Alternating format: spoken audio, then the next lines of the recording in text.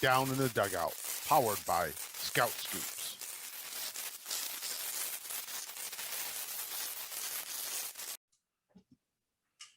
Hello and welcome to another edition of Down in the Dugout, the show that covers everything baseball and so much more. Tonight, we're both excited and lucky to have former Major League Slade Heathcott with us and current Chicago Cub, Garrett Kelly. They're with us tonight to speak on a venture that they have been busy with for about the last year and a half that involves minor league baseball, and we're excited to get into that most definitely. But first, as always, I'm your co-host, Bob Collars, and joining me tonight is the other co-host, Scott Spindler, and our weekly contributor, none other than Chris Owija. Welcome, gentlemen. Hey, Bob. Hey, Slade and Garrett. Thanks for coming on. Thank you. Absolutely. So, Garrett and Slade, we talked a little bit about the initiative that you guys have started and working with. It's called More Than Baseball. That's correct. Could you talk to us and to our listeners and tell them a little bit more about what's behind that? What's the meaning behind that and what it offers, if you could? Yeah, so the idea really started for me. We have three co-founders that are in that. And then Garrett has been on the last probably 6 months or so now. I know it's time gone by fast. Yeah. So it started for me, but honestly back in 2015.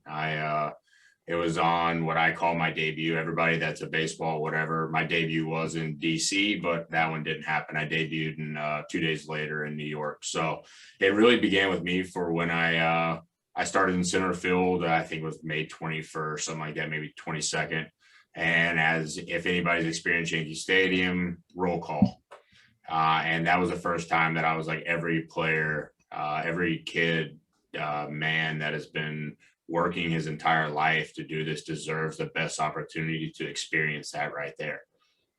So that's really where it came to me. And then fast forward to 2019 or 18 with America's Pastime Act, I started standing up kind of in social media saying that everything that was going on wasn't right. And the thing that really rubbed me wrong wasn't the pay. It wasn't and I'm very transparent about it. I was not in that position. I was a bonus baby. I was a first rounder. I never had to deal with that. So I never try to claim that, and very transparent about that. But it was really the title that they gave minor league baseball players that really got me going and rubbed me wrong. And it was the America's Pastime Act labeled minor league baseball players as seasonal apprentices. And when I heard that, it was not only is the situation of life the way they act, and you never hear minor leaguers complain. Minor leaguers go out every single day, and Garrett's still in that every day of going out and grinding and working. And it's not like a lot of fans that don't understand that it's not just a 2.5 or 3 hour game. It's you're at the field at noon and you're on the field at 1 o'clock, or you're in the cages, or you're in the bullpen, and you're working and you're at the field for 10, 11, 12 hours every single day for 7 months, 8 months. And then you go home and you're trying to make ends meet. So the average minor leaguer makes in 2019, they made 80% of them made under $10,000. From our studies, we have 35% of professional baseball players that are in debt. And the idea was initially when it started rubbing me wrong was, all right, we're going to go and organize and we're going to create this union and blah, blah, blah. And then I quickly realized that, look, players are going to get released, players are going to get hurt. And I was backpacking one night, and the idea of, I told you when it started in 2015, was every player deserved the opportunity to experience that. And I realized that if we went about it in a way of tearing the game apart, it would take that opportunity away from players. So our mission started in 2019. We filed our 501c3, got it beginning of November. And the idea was, how can we bring the baseball community together? How can we work with all sides to create an environment that is conducive to get guys to the big leagues? That's what matters in the business of baseball, is producing W's at the big league level. And for us, we look at ways of creating fan engagement and bringing people closer to the game, because we are in a world and a game right now that fans are dying, right? The fan base and the number of fans are dwindling away each year and year after year. And we wanted to figure out a way to simply create more engagement and bring fans closer to the game while using the platform of baseball. So sorry for that long-winded response. So, and it evolved. So 2019 did that. 2020 was the first year of our full year. High level is we raised a little over $1.2 million. We now have 2,500 current minor leaguers or that have been released in the last year. And the idea is to be able to provide mental health or to be able to provide that access to cheaper equipment to produce. We popped up this minor league grant program. We sent 1,500 grant checks to 14 countries to be able to distribute $500 to minor leaguers and things of that nature. And it's not life-changing money, but it's about making ends meet month after month after month. And the ultimate deal is let's get guys to the big leagues and give them the ability to succeed. Yeah, something that Slade. I'm so sorry. No, Garrett, please go ahead, please. No, it's just something that Slade said to me. I'm not a hitter, so my costs to play the game are a lot less than a position players are in terms of like gear and bats and stuff like that. But something he told me that I thought was kind of profound. And I was a recipient of one of the $500 little donations, gifts, if you have, what have you. And that was the thing that like really turned me on to this organization. That was almost a year ago now. But he said it's really tough to play the game when you don't want to swing at an inside fastball because you're afraid of breaking your bat because you don't have any more. So if you know what I mean? And that might be an extreme, right? We're not trying to play the pity party because no minor leaguer wants pity. They just want, an opportunity to be recognized. They're in the 0.05% of a profession that's $1 billion industry. You could probably not be worried about whether or not you can actually do your job based off of your equipment. So just the overall initiatives that they're taking, I should say we now, are pretty impressive. And it's something that's really obviously already started to make a lasting impact. Jeremy Wolf was another founder with Slade, and Simon, Simon's the program manager, director of programming. So a minor leaguer with the Kent Bay Rays. Yeah. And they're both doing amazing work over there. The three of them started something that I'm very thankful to have a small part of as well. Not a small part, a big part.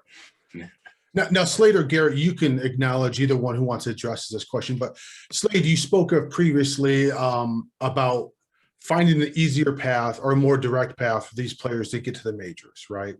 Do you find in your work and in the time that you've spent with More Than Baseball that the MLBPA and Major League Baseball, they're embracing this idea?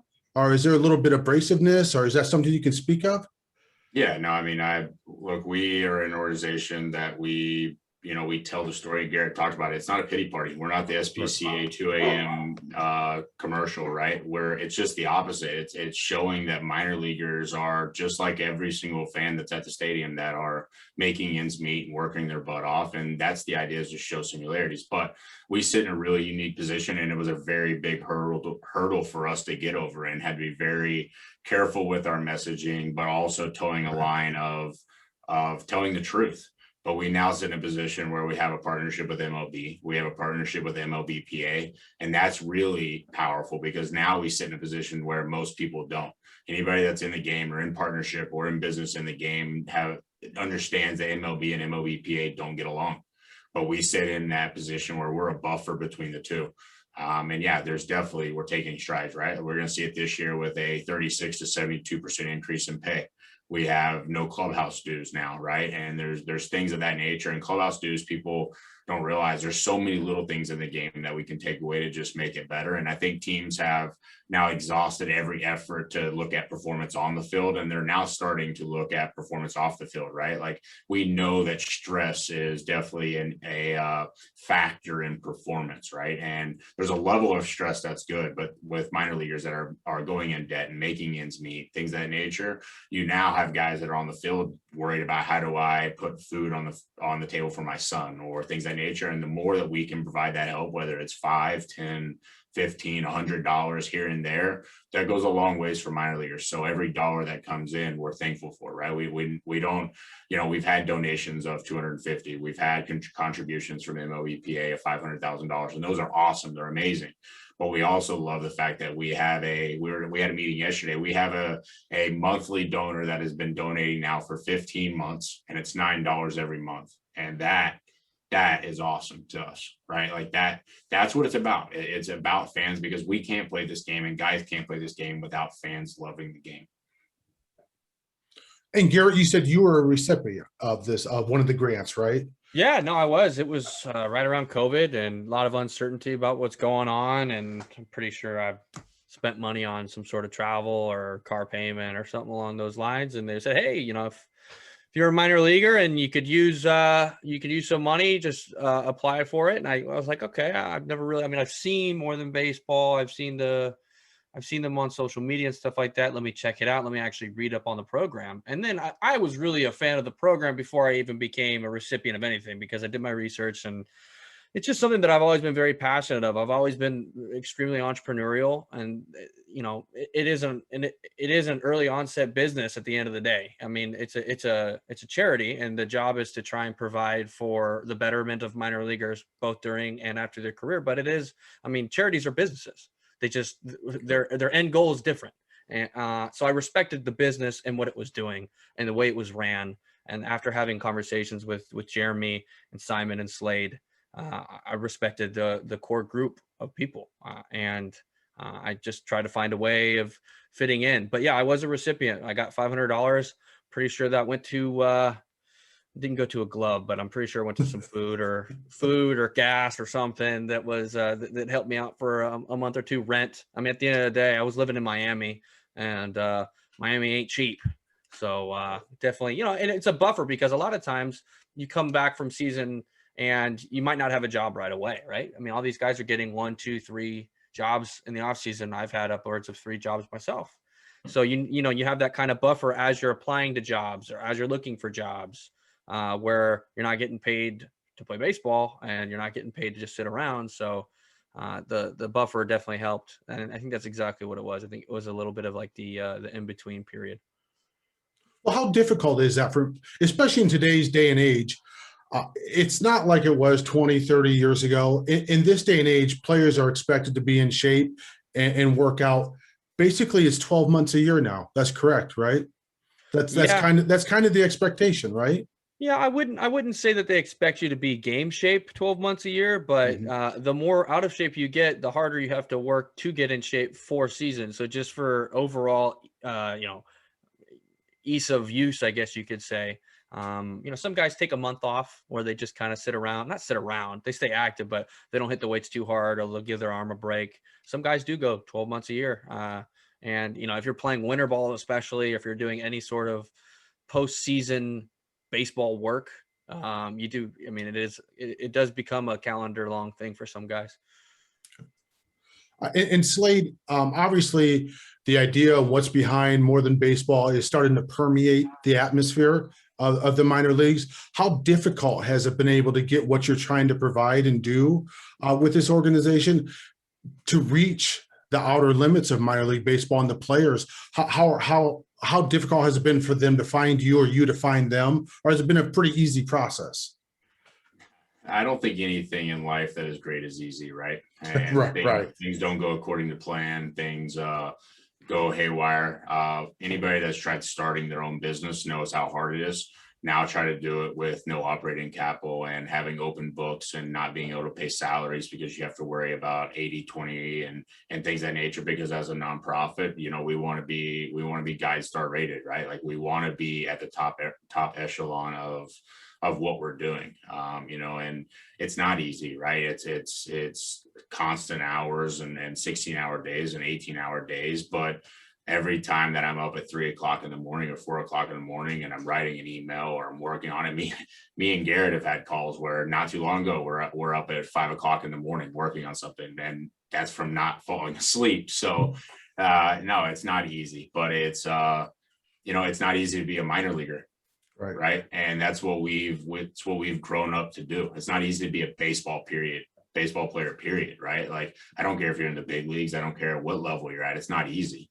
So it's something that's been ingrained in us and gives us advantage that we don't give up. That's the one thing that I'm passionate about of relaying to minor leaguers and making it even more known is we have an advantage as baseball players because we've learned how to fail, not only in front of a bunch of people, but more importantly, we've had to learn how to stand back up, whether it's injuries, whether it's going in debt or scared of breaking a bat, right? Like minor leaguers don't complain, they find a way. And at the bottom line in business, you have to find a way to get things done. And that's the advantage that minor leaguers and baseball players have. So trying to teach that messaging, right? And it's about more than the game of baseball. That's the title of the organization, was more than baseball. Right. I don't want to just be giving grant checks, right? I'm super thankful the fact that we did, right. And be able to help those guys. But we want to be a lot more than that, right? We want to be able to wow guys during the game, like Garrett, right? And in this MTB collectibles or his Pokemon business, right? Like we want to be an incubator model. We want to be able to help minor leaguers start a business or tell minor leaguers that it's not a bad thing to have a great network and to use it, right? People know nowadays when you're full of crap, right? Like people know. So if you're full of crap all the time and you only care about yourself, it gets around. People don't, like, your network's not going to be strong. But as a player, you have a lot of opportunities to create a lot of value and revenue for businesses, and that in itself is value. And that's sometimes tough for minor leaguers in the transition. And I know even for myself, the transitioning to understanding that time is value, right? Because we lived in a world where you're getting paid $2 an hour, $2.15, I believe, is the average.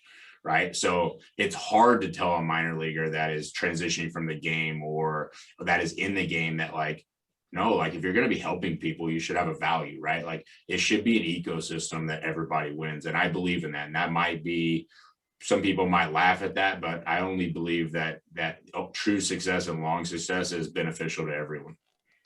Yeah, and that's not necessary to say it's like, everyone's equal. As there is in baseball, there are going to be winners and losers in business and life in general.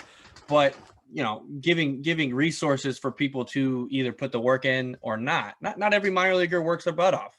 And then they play a year in rookie ball and then that's it.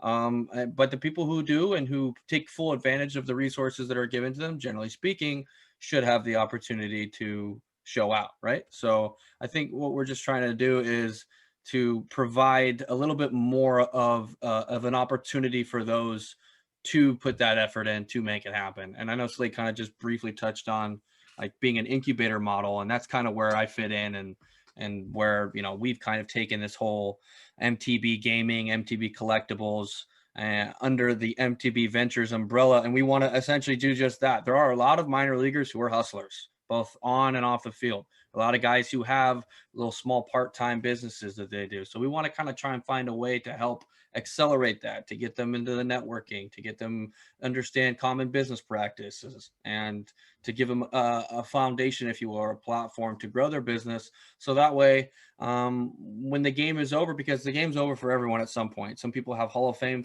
25-year careers.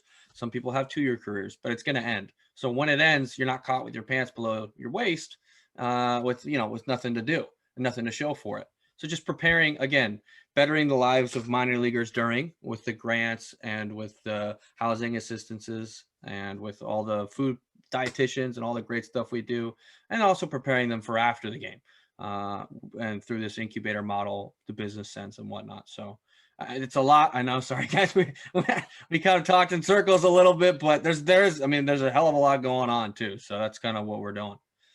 Can you go back a little bit to the more than gaming aspect of it? We're going to get into that a little bit in the collectible part and what you guys are doing with that, because that's kind of how we started talking the last time we all got together. So can you tell us a little bit about what that is and how that's working and what you guys are doing with that? Sure, absolutely. That's actually how I got kind of started in an operating position with More Than Baseball.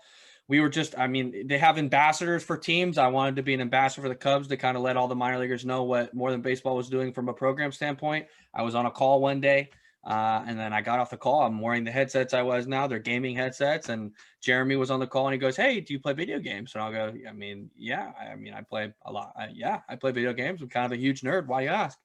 He goes, "We're thinking about doing something with gaming. Would you be interested in, jumping on?" And this is what's so great about the organization, is it just they're so inclusive of, if you have a niche or if you have something you're good at that can help other people, jump on and take the reins and do it.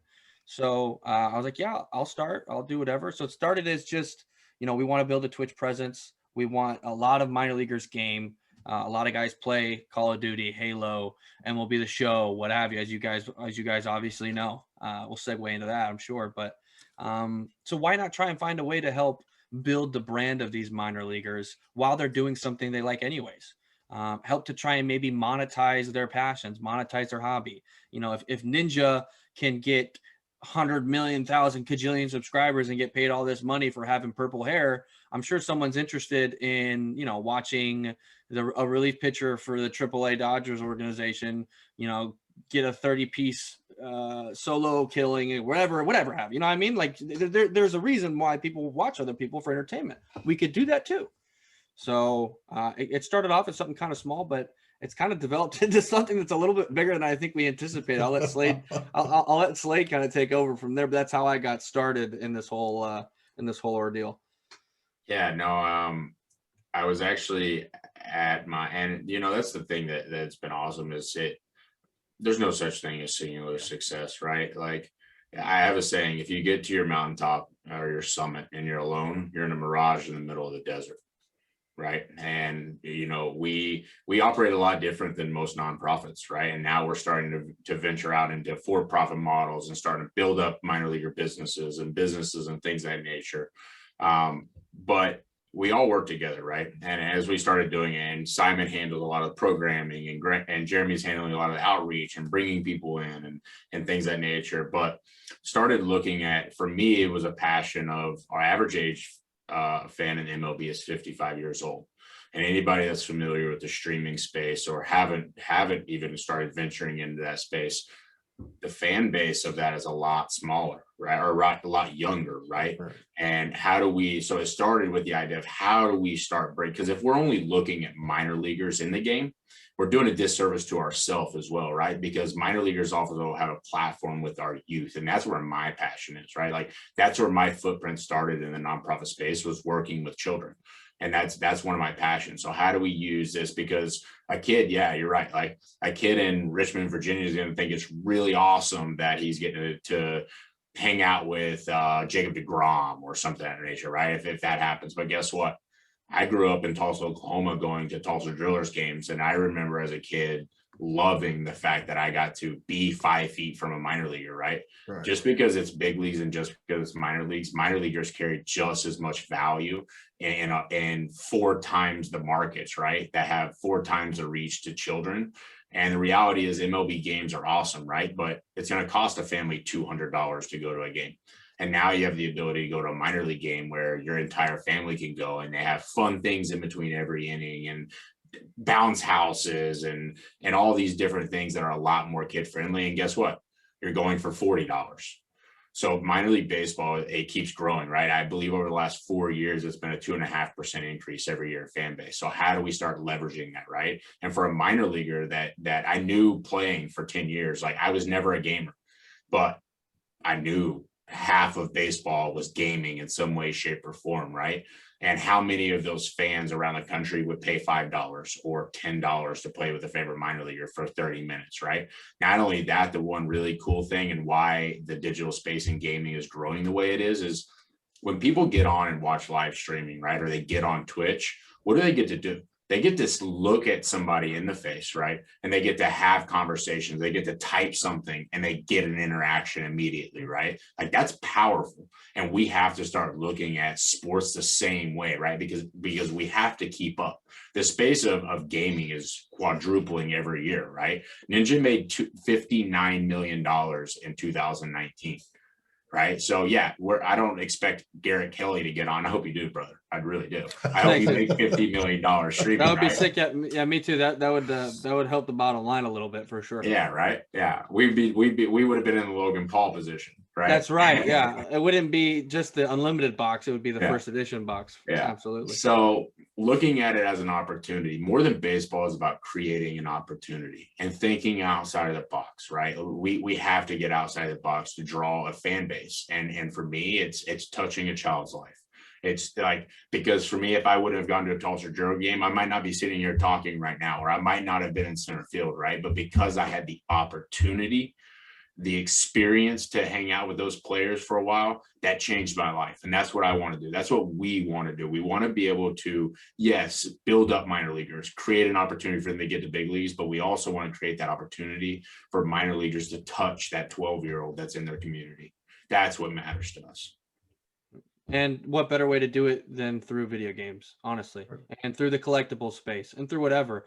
Because like we said, baseball players, they're just people. And growing up, you kind of you put these professional athletes on a bit of a pedestal because you see them on TV and because they kind of have this out of this world personality or capability. But at the end of the day, those guys go home and they put on their Call of Duty and they play and they get cussed at by some 12-year-old kid. It's like it's just everyone else. It's the same thing. And to kind of bring that to light and to show that is something that we want to do, and to help fans connect with people. On the same token, to help build minor league brands. I mean, there's so many different ways for you to get your name out there and maybe get a sponsorship or to get some sort of assistance or what have you. And just to try to do it all at the same time. You can leverage your worth, you can make a little money, you can impact socially, you can do all of it if you do it the right way.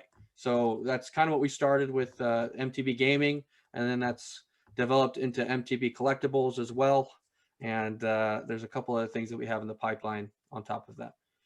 So And I'm sorry. No, Scott, go ahead, please. The collectible portion of the site and what you guys are doing, can you tell us a little bit about what you got going on with that, and anything interesting happen in that regards lately? Yeah, there's been some interesting stuff for sure. So I mean, I'm a big Pokemon fan. I've been a big Pokemon fan since I was a kid, and the collectible market in COVID just absolutely just blew off the top. I mean, it's the highest it's ever been across all platforms, whether it's sports cards, whether it's NFTs are now coming out, which is like crazy to think that it's digital collectibles. Like, it's still bothered. Like, I still can't even quite wrap my head around it.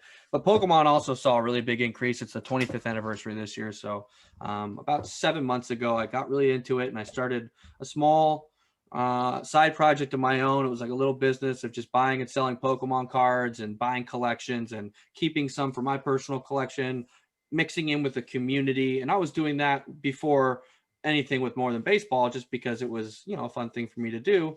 And as we've gone through the gaming thing, we realized, wow, okay, there's a lot of people who game, but there are a lot of people who have a lot of different little different hobbies, passions, side businesses as well. This collectible space is taking off. Let's just marry it. So I have my own little business, which is now going to be absorbed by More Than Baseball in the Pokemon space.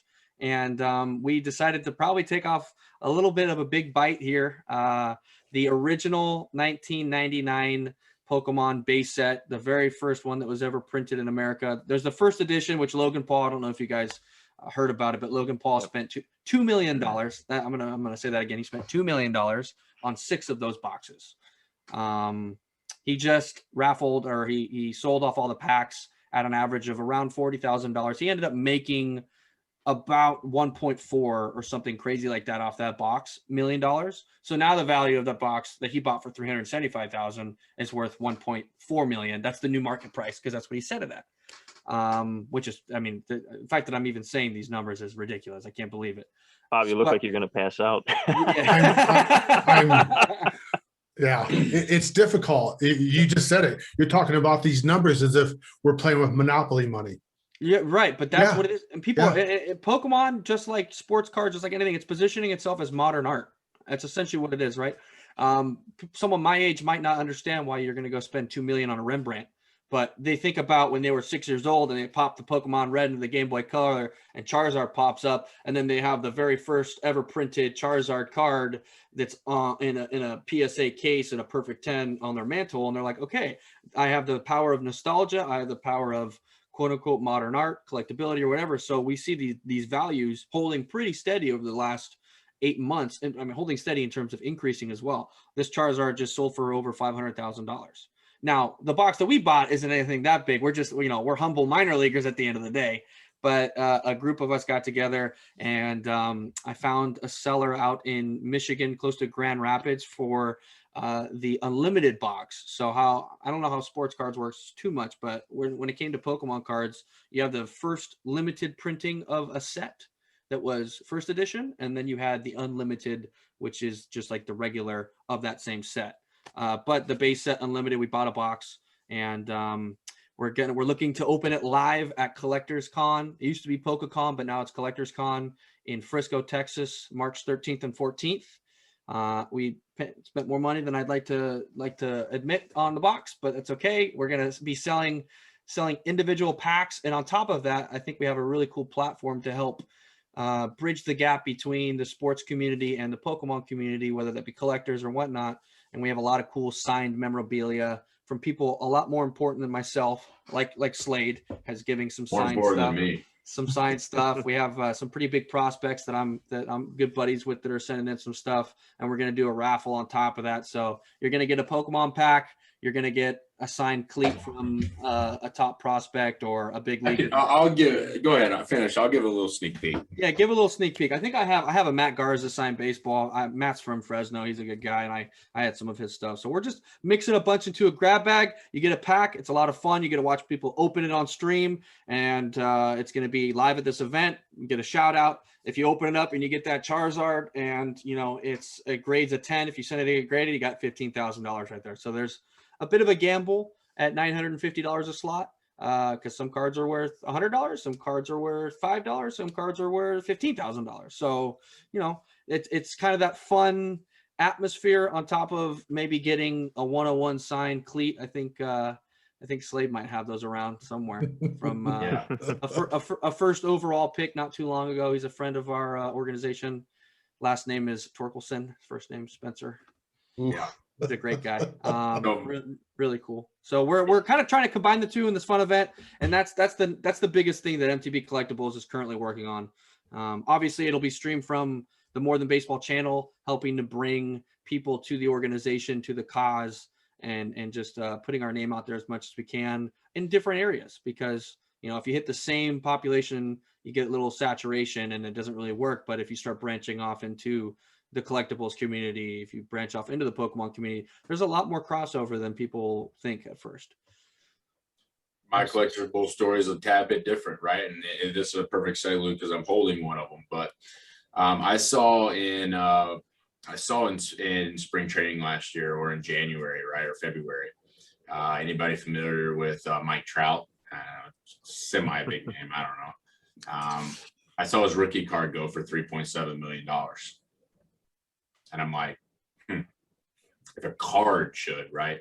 If a card can do that after 20, 30 years or whatever, right? Of just people collecting cards, what would happen with a one-of-one custom game worn authenticated cleat?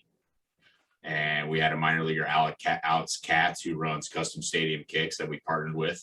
We sent a letter to the commissioner's office thinking, all right, well, we'll send it, ask for permission. We know MLB's rules around custom cleats and things of that nature.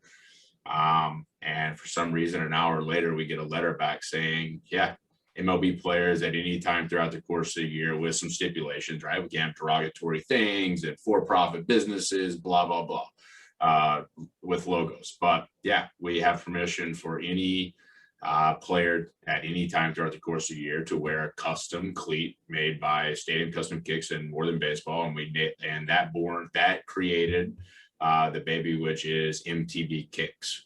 So one of the giveaways for our Pokemon deal is going to be a one-of-one custom game worn authenticated cleat that Spencer has worn this past year. And this year we did 22 MLB players this year. Jacob deGrom, Pete Alonso, Aaron Hicks. And the idea was guys that wear cleats every day, right? It's just such a small little thing that they do. What happens if we can take that and turn it into a powerful tool to create an impact? So that was the idea. We allowed players, More Than Baseball covers the cost of the cleats. We allow players to choose a nonprofit of their choice, and they wear the cleats. MLB takes them after the game, authenticates them, they sign them. And last year we put them up on the auction site, and we saw cleats like Jacob deGrom's go for over $8,000. The bigger picture of this year, and we're figuring out how to make it happen, is raffles. Because how many people can pay $8,000 for a cleat, right? Not very many. And it's awesome that they do, right? And we'll still have auctions, and we'll still do it because that helps drive the price. But more importantly, how many people will pay $5 for a chance to win that cleat, right? Now, instead of just More Than Baseball, now we put a kid's name on the cleat. Now we take half of those proceeds of how many people will buy a chance to get Jacob DeGrom's cleat. Now we create a college scholarship plan, or we take care of medical bills for somebody going through chemo, right? Why not use a really cool branding opportunity to create an impact? That's my collector story of passion and things like that. So we have the MTB Kicks program, which will be a part of the MTB collectibles. So that's where it came from, is just finding ways. Each individual player is a brand, and we need players to realize that, because the more attention we bring to players, the stronger the game's going to be. That's how NBA has grown. That's how NFL grows, right? Like, we have to start looking at ways to do that in MLB. So that's the MTB Kicks. And speaking of that, and all the information that both Garrett and Slade just talked about, we're going to have available on our site for people to hop on, take a look at some of the auctions and raffles that you guys were speaking about. I did have one question. It may be difficult to answer. You guys are obviously a bit removed from the genesis of the idea of More Than Baseball, but it's still a relatively new thought and new idea. Where do you see, what's the roadmap for More Than Baseball for the next 5 years? What do you want to see it grow into? If you can answer.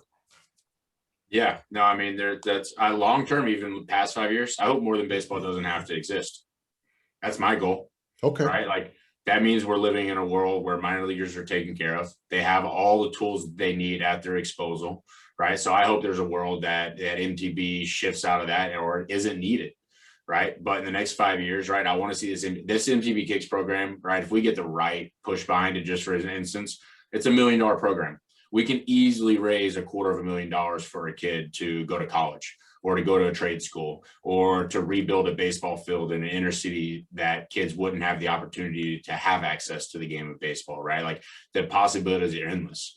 We want to be the voice of minor leaguers.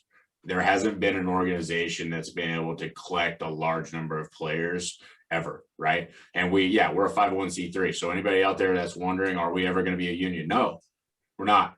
But we can do a lot of good, and we can be a voice for players, right? Garrett mentioned the ambassador program, which we're now turning this year into the first voting for player ambassadors inside, or player reps inside each organization, right? So that way we can start building out this infrastructure. We want to build a community. Minor league baseball is tight, whether it's from the Dominican, or whether it's from Venezuela, or Korea, or Japan, or the United States. We're all pushing in the same movement, right? And we live in a society that tells us we have to climb over people to get where we want to go. And that's not the reality, right? We're sitting here battling and working. I want to have a vision of a community that has a voice, and no different than MLB The Show, right? We want to be able to start showing, right? They're in this game, but that's their information, right? Like, we want people to recognize the value of minor league baseball, and that's what More Than Baseball is there for. We want to label it that. We want people to understand that minor leaguers do have a value, and it is a tremendous value because of the numbers, right? We have 120 fields or stadiums that have 140 games a year in it, and they have the second most attendance out of any sport minus baseball, due to how much that is. That is a value, right? I want corporations to stand up and say it. And we've already started that path, right? I don't like taking money from individuals, right? If they want to donate, that's awesome. That's not my passion. My passion is to get Pepsi on board, or to get Coca-Cola, or whatever it might be, because they have the money to make this happen, and we can do it. We look at fundraising a lot different. We look at fundraising from marketing perspective. How can we take what we have and create a value to where companies want to give us money because of marketing? Now we throw philanthropic on it, and now we already have double the pot of what we normally would have, because we're creating value for that company. Minor leaguers can do that. Absolutely. So from like a More Than Baseball perspective, but from what we're doing as we branch off into like an incubator model for businesses, I mean, as anyone knows, when it comes to like venture capital, it can get a little dicey, and we don't have to go into the legality of it all, but we want to be what I'm taking on, what I'm really passionate is, I would love for a rookie ball guy to come to me and say, man, I have this really cool idea for a new belt that I want all baseball players to wear. And this is why I think that this belt's better than all that. I want to build a company around it. And then we help build his company, and then he goes off and he does his own thing. And then he helps that next startup with whatever he's doing. We kind of want to help facilitate growth in outside that I'm still in the game, and I hope I'm in the game for as long as I could possibly be. I mean, coming off a shoulder surgery, I want to be a big leaguer, else I wouldn't be playing. But my focus in the whole grand scheme of the things, and what I really want to do, is help to try and promote the lives of businesses for minor leaguers, of how to live after the game, whether that's doing something within the game, business to business wise, or something completely different. So that's, I mean, what I see our side venture going on is just being, an accelerator for minor leaguers' interests outside of just throwing and hitting. Right. And I think I love what you guys are doing. That's why we want to promote it. That's why we're lucky. We feel lucky to have you guys on. And like I said, for our listeners at home, we're going to include all the information that we covered tonight, both on our social media sites and on our website. But we obviously don't want to keep Garrett and Slade on here forever. All three of us appreciate you guys coming on board. We champion you guys' cause. We love what you guys are doing. Hopefully in the future, we'll have you guys back on the show. We'll see where More Than Baseball is at that juncture. Absolutely. I also want to highlight the fact that, look, we're just as lucky to be on here. I was just going to say, without fans, without people that want to work with us and talk with us, we can't do anything. We have to be able to share what we're doing. We have to be able to bring everybody together. Y'all are just as much of a part of this as I am, as Garrett is, as Jeremy is, and as Simon is. And anybody on this team will tell you that everybody has to come together. We love this game. It's America's pastime for a reason.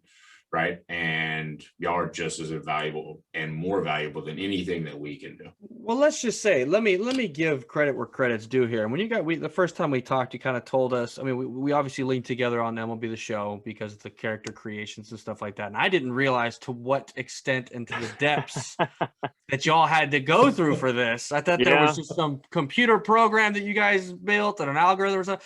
So to hear the amount of time it takes to create one minor league character, and I can tell you that I wholeheartedly mean this, you are very much so appreciated, because there are a bunch of guys who work really hard and think if I don't make it to the show, I don't get to be on a video game, and that's a big deal for some people. And you guys spend hours and hours and hours and hours of your own time making those dreams a reality for a lot of guys who don't quite get there. And that's real shit. And I really just want to tell you guys, from me and from all the minor leaguers, we really do appreciate you guys taking an effort and an investment into who we are and what we're about, because that's a really big deal. And you're very much so appreciative, all three of you, for everything you guys do. So thank you. We appreciate it. And absolutely, what you guys have done with this site, I remember seeing it, a little over a year ago, and when I first connected with Slade, and where it's grown in a year, I think it's amazing. It's just growing so fast, and just getting to see the different things that you guys are doing now, and the different events, and how you're connecting with the players, and the whole community just growing around you guys is really, it's just special. And, we're here to support you guys in any way we can. We want to use our site and whatever we can do to help with that. And, we appreciate you guys, taking the time to talk to us and just, being willing to share what you guys are doing, because it's a great thing. It really is. Yeah. And honestly, like any one of our listeners that has downloaded a roster set from us in the past, you really owe it to the minor leaguers. Check these guys out. I mean, if you're going to sit there and patiently wait for us to put all the time and effort to bring them into the game, give back a little bit, check them out. If you can help out in any way, I mean, do it. I mean, you're enjoying what they're able to provide you guys. I mean, we should do the same thing. I mean, it is like they're saying, it is a community, effort to make sure that, we don't lose this, for future generations. And speaking of putting you guys, putting the amount of work into the game, we do have something we want to share with you guys real quick before you take off. Oh God. And we got to give a shout. I got to give a shout out to Mike up in New Jersey for putting us back into contact as well. My boy Mike, which is that's another cool one. And while you get that, so Gary, you don't know, so Mike Latier up in New Jersey. Oh, I got to see this first. What is this? Yankee Cubs. So I'm not sure if you're going to be able to necessarily hear it real well. Hopefully you guys can, but we're just going to let this play real quick. You can add your commentary over it if you want. Oh, this is gonna be fun. Oh, am I throwing against you? Please tell me Oh. that's the case, because that'll be wicked. Oh no. We're Oh only boy. 84. What is this 84 and 78 nonsense? He's a Sox fan. Oh, God. Oh, we casual God. walkout. We know you're not a starting pitcher, but this is That's all right. the easiest way to get to capture it. We'll take it. Oh. Oh, That's too much, dude. I'm crying. I'm laughing so hard. 6'1", 210. I'll take the extra inch any day of the week. That's we'll go there. Look at that. Look at that guy. Dude. He better not be facing off me. I'm gonna go deep. Oh, Oh, I'm going deep off of him. there he is. And I'm you're gonna go leading deep off of him. Now that guy in the box is sexy. off. Don't. Oh, first What are you pitch. doing? Okay, He got. This is how you know it's a video game, because I threw a first pitch strike, and that's never gonna happen. It's never gonna actually happen. Oh, this is great. Watch out, bro. All I got Don't do it. I got one pitch, and it's a fastball, and Willie knows that, so he's only gonna call it. Ah! Ooh, what was that? A little bit of that was a wrinkle. That had a wrinkle to it. What was that? That almost looked like a little splitty action. A heavy changeup.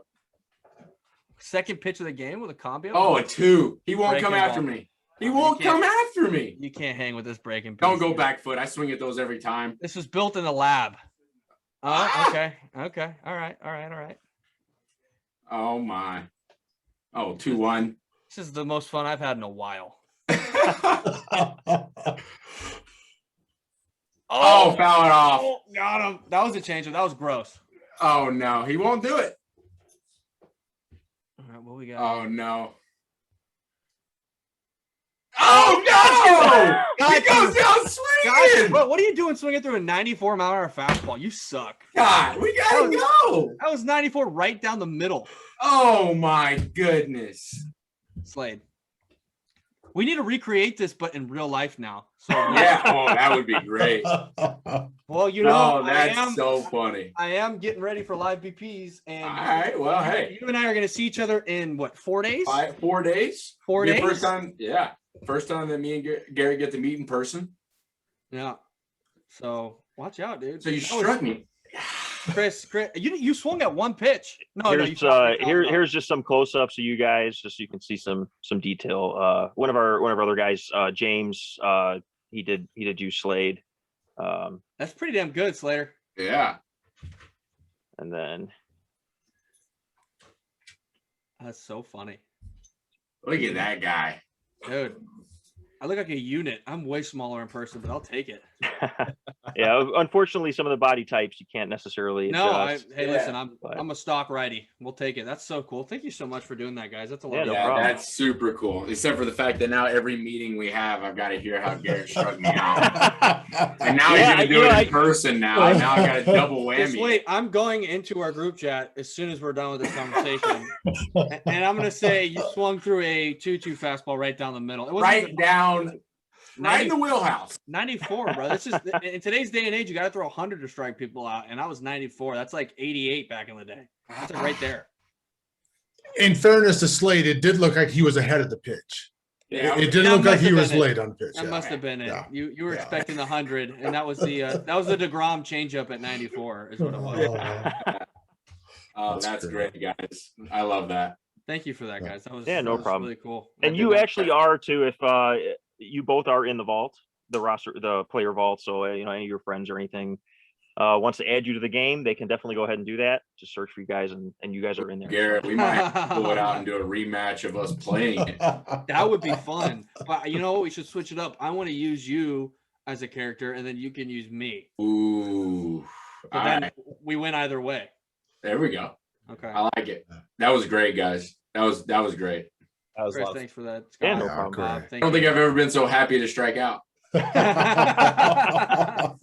Well, I'm telling you, you know it's a video game because I threw 4 strikes in a 6-pitch at bat. That's just not the case. Oh, that's great. It was the So- adrenaline. That's what it was. Must Yeah. have been. Must have been. That Ivy. Yeah. That is a All big right. sport. Well, like I said, we want to definitely thank Slade and Garrett for being with us tonight. We're going to have all the information that we discussed this evening up on the website here soon. So a lot of fun tonight. We also want to thank everybody who's going to take time to listen and to watch. We'll have both the podcast up and the YouTube video up soon, probably within the next day or so. But as always, everyone, enjoy your evening. Have a good time, and we'll talk to you guys next time. Awesome. Thank you, guys. Thank you.